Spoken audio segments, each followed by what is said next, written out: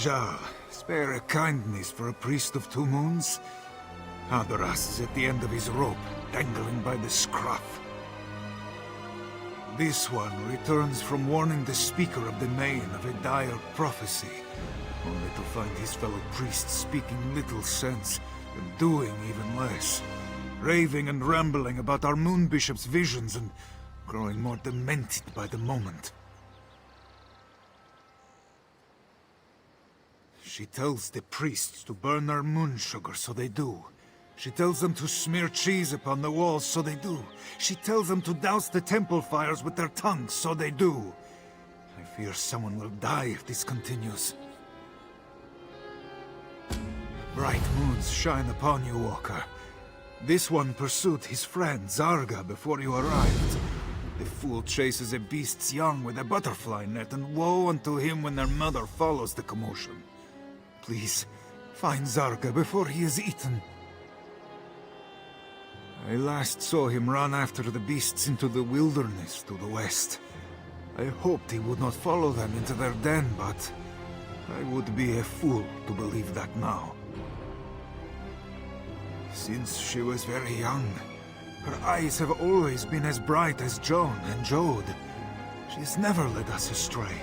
It's why she's Moon Bishop. But all this madness, something is not right. She foresaw the return of the dragons with a frightening clarity. I went to warn Lord Garesh Ri on this dire prophecy, so it might reach the Main's ears. But I arrived too late. The dragons had already come. 2 moons at Tenmar is Hadaras's temple, a venerable house of Joan and Jode, a place of worship and wisdom, reduced to a den of fools chasing our Moon Bishop's fevered dreams. They don't question her visions. No matter how absurd the task, they leap at it with zeal. When I asked why they would do such things, they look at me as if I am the one who is crazy. A powerful and insidious spell to turn the whole temple on its head. But at least a spell may be broken. It's a small comfort to hope that their minds may not be truly lost.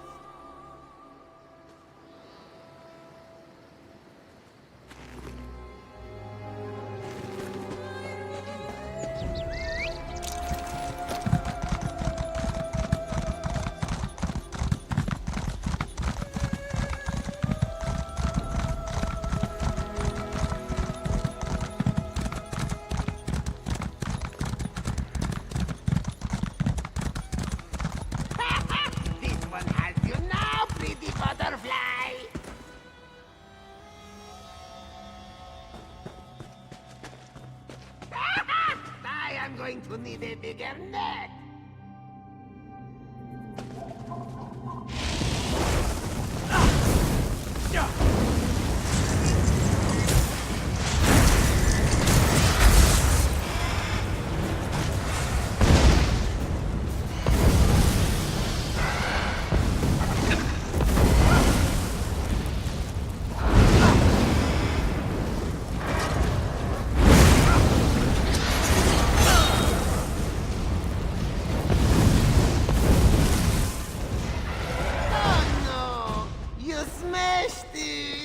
Such pretty colors leaking out. Ho-ho! You smashed that as flat as a flapjack! But who said you could play with my toys? Well, hello, my new playmate. Glad to find someone with their wits still about them. Too many crazies around here. I mean, what self-respecting person goes around chasing butterflies with a net? Everybody knows you use a hammer. I'm a cat. I thought that bit was obvious. Unless I'm not a cat. Meow? Meow.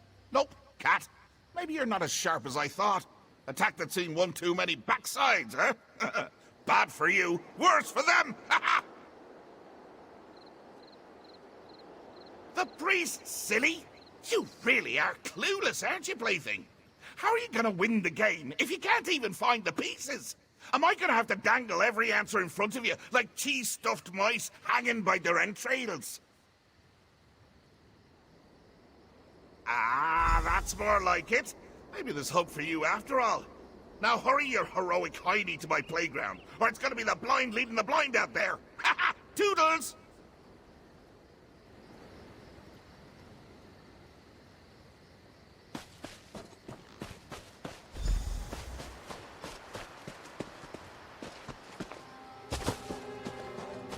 Oh no, stop this madness. I can't just see reason. Seeing is the problem, Adoras. That's why we need it. Maybe we don't need it. This one's claws are sharp. Pop, pop, and we're all saved. No, it must be the fork. It won't work otherwise. Ah, Jal, you are safe. I hope the same may be said about Sarga. Moons, I pray he does not get any other ideas. Hadoras has his hands full as it is. He found these ones searching for a fork to put out their eyes. The Moon Bishop told them that if they blind themselves, they would remain hidden from the dragon's sight. Not just any fork. A two-tined iron fork smelling ever so slightly of roast beef. Please, help me keep them from finding this smelly thing. This one smells meat wafting on the wind. It is not an odor he would call beefy, but he thinks it may be the trail they were following. Hadoras will keep his eyes on these ones, so they may keep their eyes. You did? What did he... Wait, why didn't you stop him?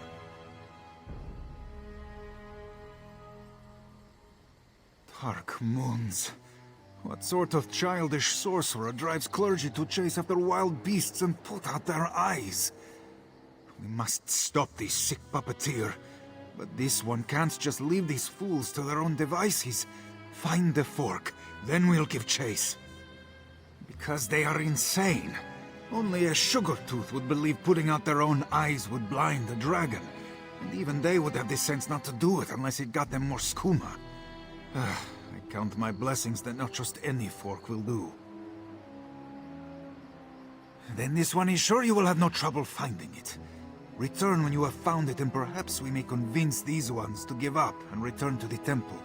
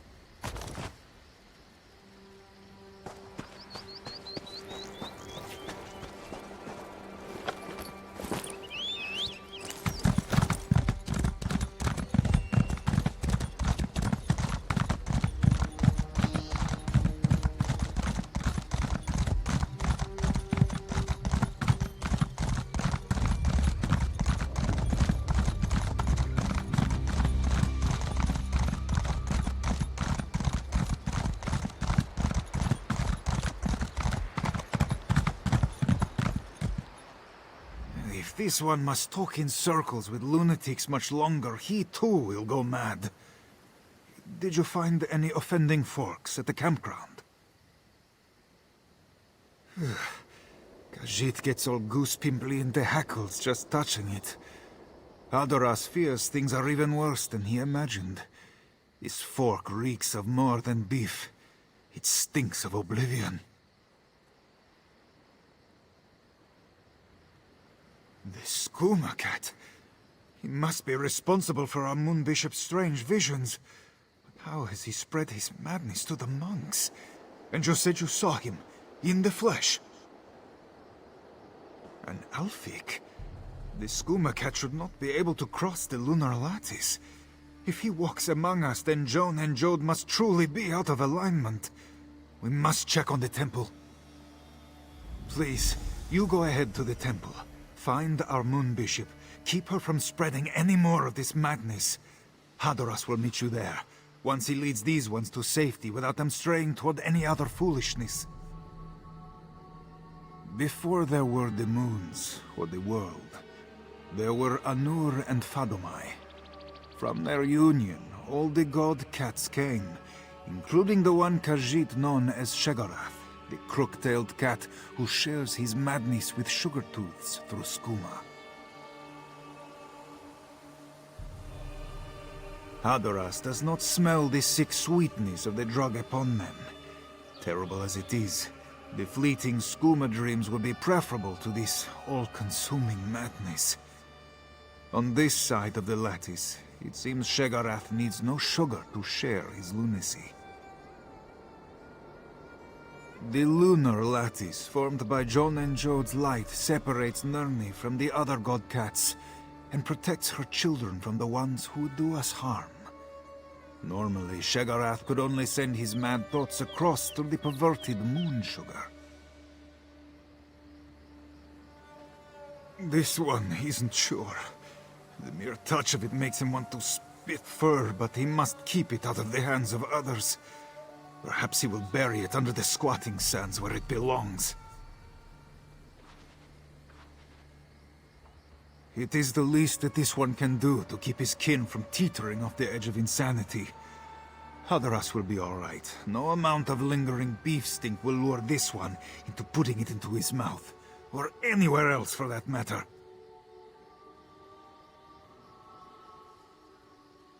Saizensa. Bright as the moons and just as beautiful. One look and you could tell that Joan and Jode shone their light upon her, and the path forward would be lit by the reflection in her eyes. When she spoke, one would be wise to listen. Not so now. If there is anyone within 2 moons at Tenmar who could see truth through this madness, it would be her. But her eyes are clouded by the Skooma cat's visions. I fear there will be no reaching her while he toys with us.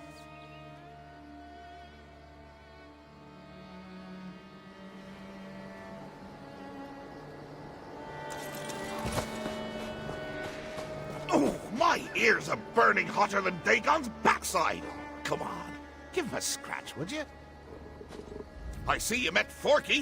Been talking about me again, hasn't it? Such a gossip, that one. But you can hear the ocean if you stick it in your ears. Give it a try. Doing what? The purring? I don't know. Just happens at the darndest times. Smelling a bowl of cream, laying eyes on a plump ball of yarn, licking me... Oh, wait. I feel a grooming coming on. Who's trying? Oh, sure, you've kept a handful all boring and breathing. But we've been having a right riot in the temple. You ever hear cats always land on their feet? Turns out, it's true. Of course, their feet wind up by their ears, but why split hairs, eh? Stop! Stop! We're just getting to the best part. I think they're really getting the hang of it. Last one got one good bouncing before he spit like a ripe tomato. Oh, I think the Moon Bishop's giving it a go. Don't want to miss that! Fast hurry, or you missed the show!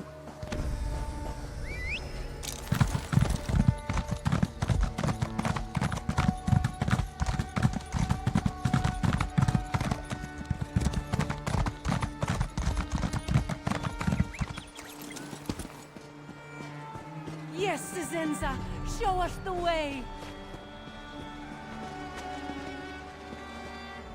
Walker, you arrive at the perfect moment. You will witness our salvation. Moon Bishop Cisenza said we must ascend with Canarthi to escape the dragons. True cats will reach the sands behind the stars by stepping between the two moons. We have not found the path yet, but now our prophet will show us the way. Oh, have faith. Joan and Joan have shone like beacons for the Moon Bishop. She will lead us all to salvation, and you can join us, Walker.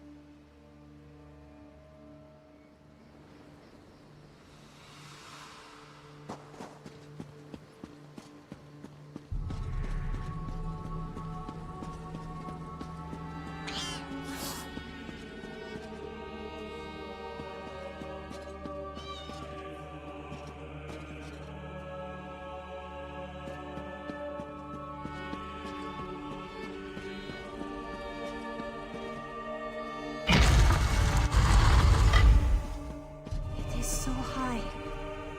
Canarthi, please lend this one your wings. Cisenza should see where to step. Her vision showed it true, but she cannot see it now. No, this one sees by the light of the two moons. These are not fevered sugar dreams. She saw the dragon spring from the mouth of the world and swallow the moon. She saw her temple turn to ash. She must act before it is too late.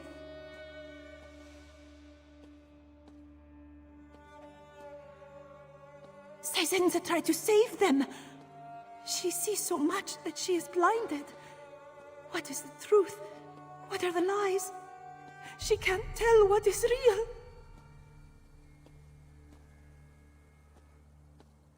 Yes,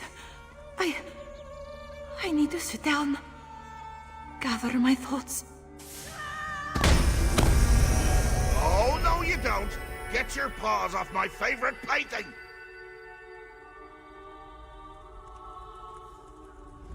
Oh, look at you, running around like a chicken with its head cut off. Nothing beats a chicken without a noggin. Believe me, I've tried. You came awfully close to spoiling me fun, though. I like my fun. Why? So you can keep hogging all the toys? No, no, no. These are mine. I licked them. How much more marking do I have to do? Alone? Who wants to be alone? Trapped in their own head until all the life and joy of the world leaks out and leaves an ugly grey corpse. They're better off in my company, sure. Suppose I could let them go, if you'd rather be my plaything instead. Then I whisk you home to where the real fun is. Oh, I haven't hosted company since 1:30. Ah, you'll love what I've done with the place. It'll be like you never left. Have you there in 2 shakes of a grand mal fit. So, what do you say? Come on, plaything! The game's a face!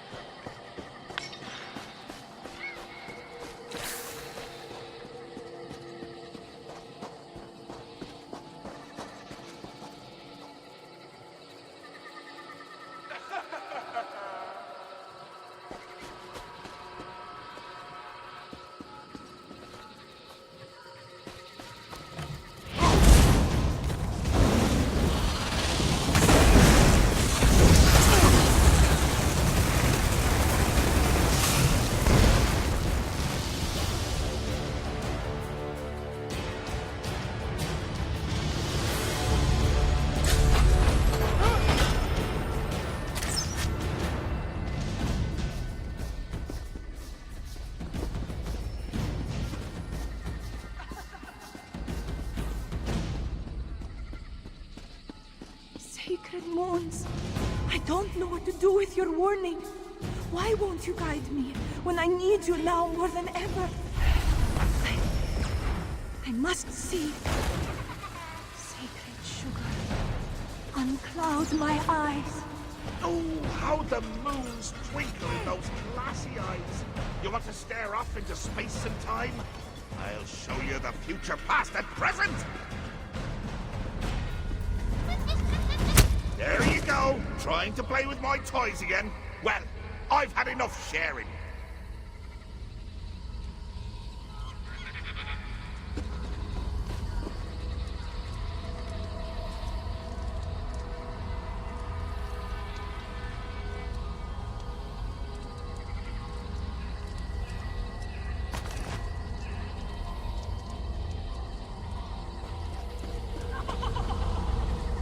Wait your turn, plaything. There'll be plenty of time for me to chase you around this little maze after I've finished me snack. All these games work up an appetite.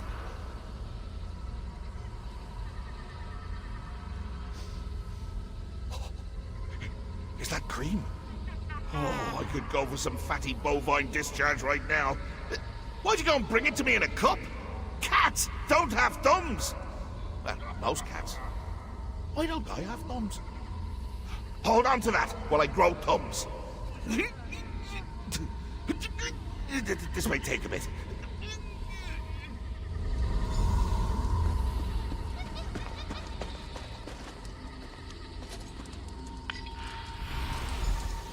Oh, cream. Oh, I haven't had cream since I made Otar cry over it. No! Come back! Senza could almost see it. We burn our hair and lay scorched before the dragons. But what then? What then? But the dragons came. Sisenza saw it. They will burn her temple, burn us all, if she doesn't see the path.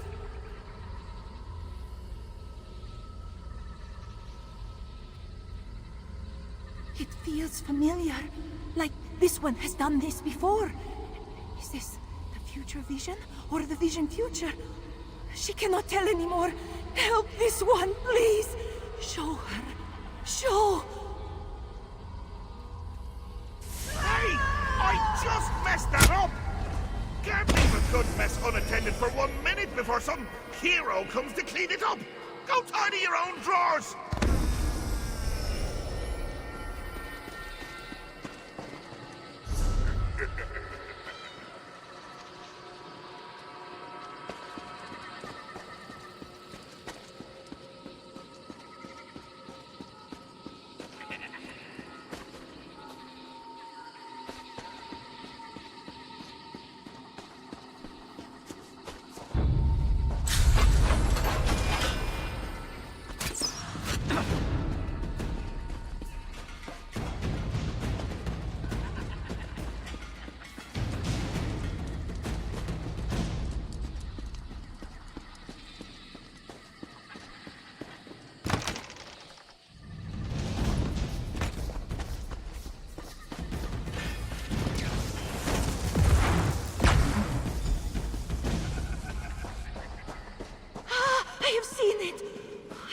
The way forward. John and Jode have shown me how we may protect our temple. Bless your eyes, Moon Bishop. What must we do? We must create an anchor beneath 2 moons to hold our temple between 2 moons.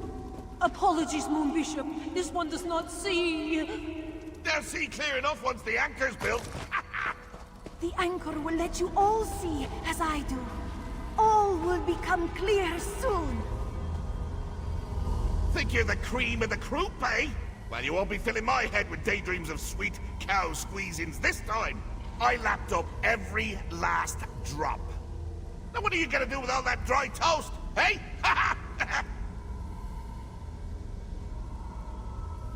Yarn. So soft and bouncy. Just makes me want to bat it around like a newborn babe. No! You're trying to distract me again. Well, I'm not having it! No! Wait, yes! Ah! Keep dangling those luxurious ropey threads in my face and you'll find my claws in yours! Off with you!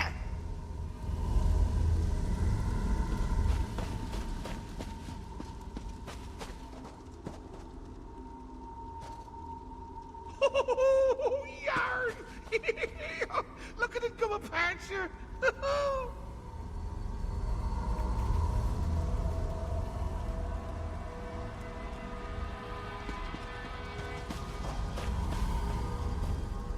Sizenza has seen you at her temple, faithful.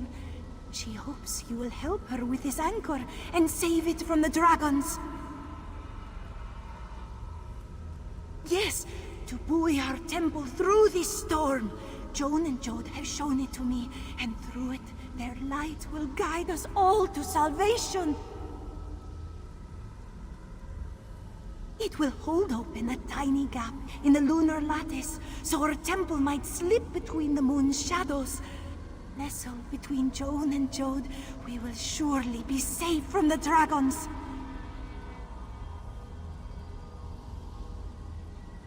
We will tuck it away beneath our temple to hold us firm through these troubled times.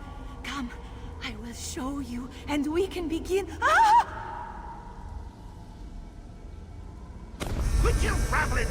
I was batting her thoughts into a glorious tango before you came along. Now I'm gonna have to start again.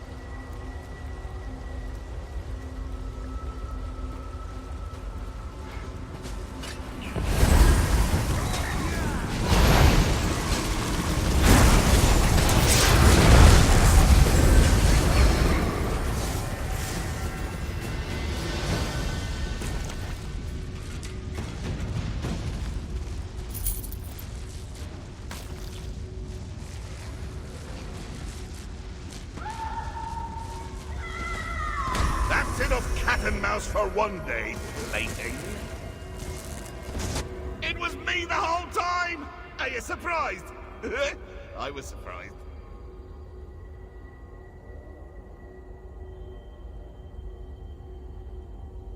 All right, yeah, so I did. But then I thought it'd be more fun to just keep you both. I was half right. You're a little too good as a plaything. It's not fair if you're always winning.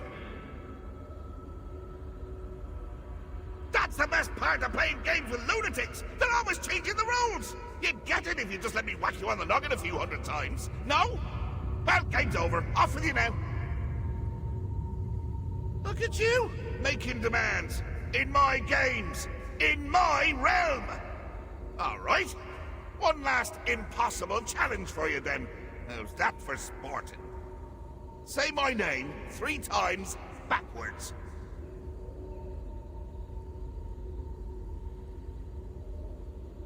Oh, you took the words right out of me mouth. Next you'll be plucking me teeth for a new princely smile. Well, you can't have him. I need him to bite Haskill. Take a bite out of the anchor instead, would you?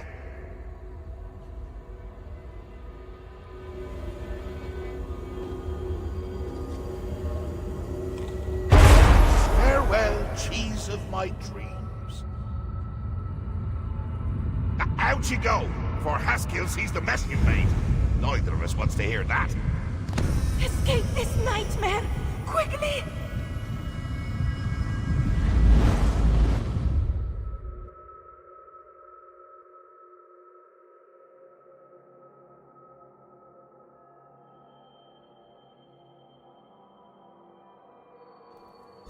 Hadoras, what have I done?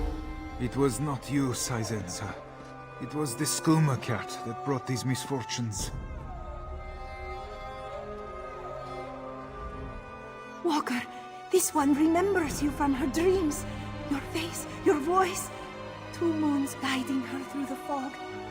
Saizensa cannot repay you enough for this. Saizensa is to blame. The skooma cat would have never caused this chaos, if not for her weakness. She led her Clouder astray, and too many of her disciples had to pay the price. As Moon Bishop, it was Saizensa's duty to protect her temple. But when the time came, she could do nothing without Joan and Jode to show her the way. When the visions did not come, she tried to bring them with the sacred sugar. She is no leader. It is not for her to decide. If Khajiit lost their faith in her, she would not be surprised. This one will beg forgiveness for her failings and accept the will of her Clouder. She was too reliant on her gifts, and a leader must be more than a prophet. For the moment, it is all this one can do to try and restore peace and order to her temple. Then will come the true test. She knows the dragons will come to 2 moons, and her Clouder must be prepared.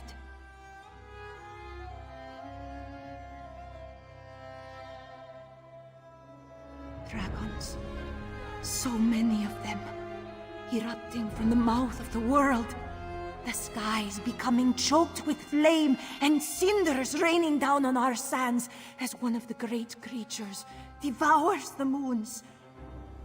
Much in my visions is symbolic, but this was so vivid.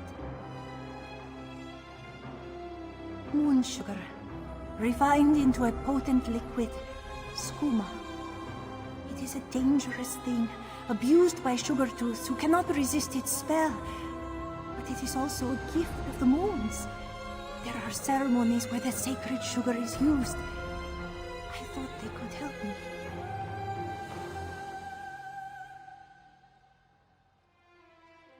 Those who drink and smoke the sacred sugar experience things. During our ceremonies, these things are seen as a premonition or message from the twin moons. But it was the skooma cat that came to me instead. I should have been wise enough to see. He has always been the skooma cat. Since Fadumai gave him life and purpose, you may call him Sheogorath, and we Shegorath, but the truth is, he is both. He and his litter mates are cats whose coats are what they want us to see.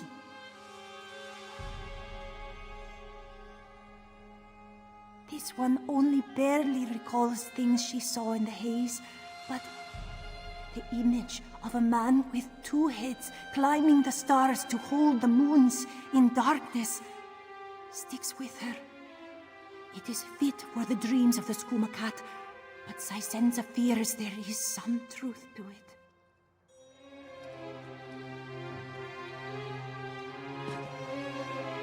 Sharp Claw, Hadoras is glad to see you kept your wits about you. This one thought he too would lose his mind while keeping the priests from getting into trouble. It was like trying to herd mice.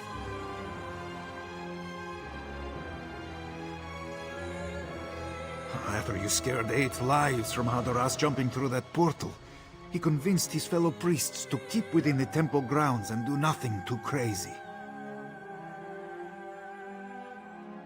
With a rousing game of Saisenza says. She was not here to contradict Hadoras's white lies, so his foolish fellows were eager to do his bidding. Khajiit did nothing untoward with this newfound authority. We must tend to those who were harmed by the skooma cat's mischief and offer prayers to the moons for those who were tricked out of their lives.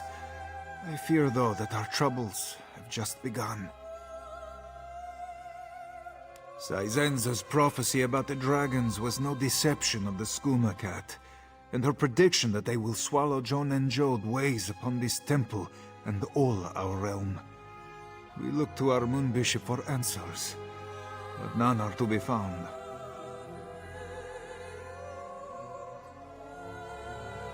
Khajiit have always followed her without question, but now knowing that her vision may become as clouded as the dark moons, that faith is shaken. Hadoras thinks we must see for ourselves from now on, and not put the burden entirely on our moon bishop.